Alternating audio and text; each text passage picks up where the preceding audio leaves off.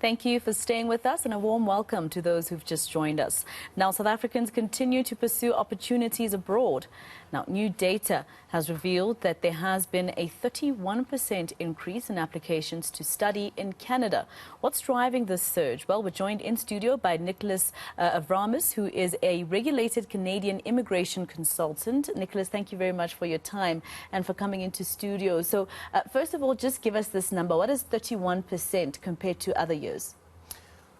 Well, Canada is a top international destination for international students. There's currently about 750,000 international students studying in Canada today.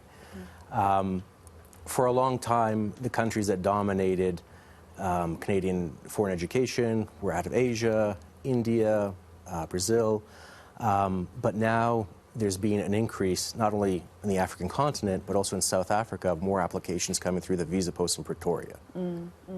All right, so what's causing this, if you look at it? Is it because our universities are too crowded?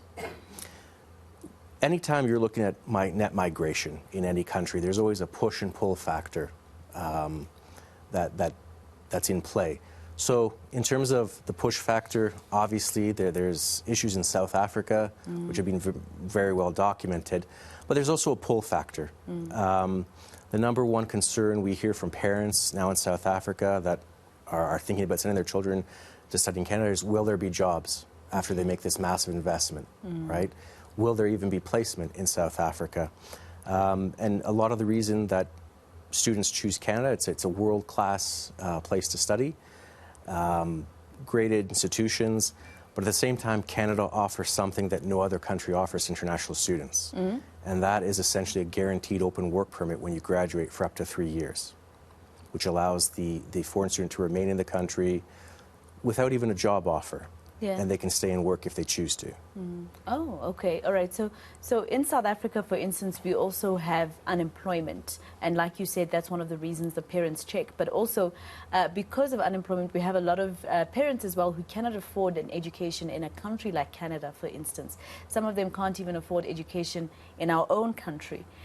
So could there be, could another reason also be maybe possibly Canada has opportunities such as student loans, etc., that could help these kind of students?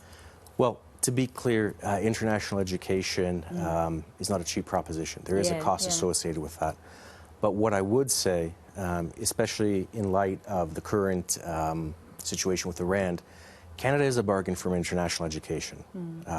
Compared to the pounds, Australian dollars, US dollars, it is definitely a bargain if you want that global experience.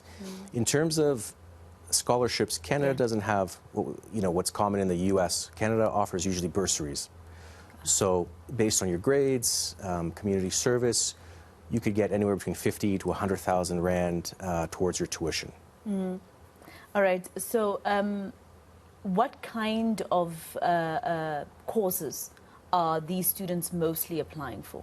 That's a great question. I think even though we have students across the board, one of the top programs that South African students go to is IT programs. Okay, as we enter the fourth industrial revolution, Canada is in desperate need of IT workers. And there's colleges in Canada that are directly aligned with industry to get students trained and get them employed right after school. So IT is a really big one. All right, so it's IT, and what else? Any of them probably studying law, for instance? We always get students asking about law and medicine, but believe it or not, we have a lot of South Africans and also foreign nationals living in South Africa who go to study nursing. And there's a very specific reason why they do that. Canada has a shortage of 40,000 nurses. I thought South Africa, we have a huge shortage here as well. Okay.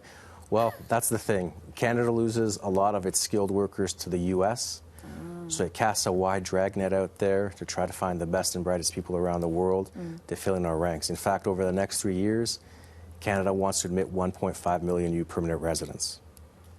So the difference with my country and yours is that there are positions and those vacancies government is willing to fill. In our country, there is no willingness to fill those positions, or there is no money to fill those positions.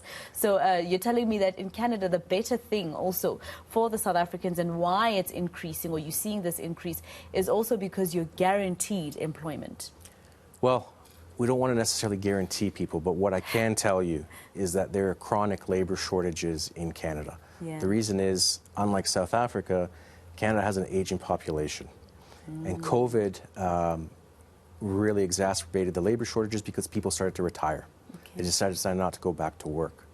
So the government's in a big scramble. They've opened the immigration gates wide open to allow more immigrants to come in. Are they looking for journalists in Canada?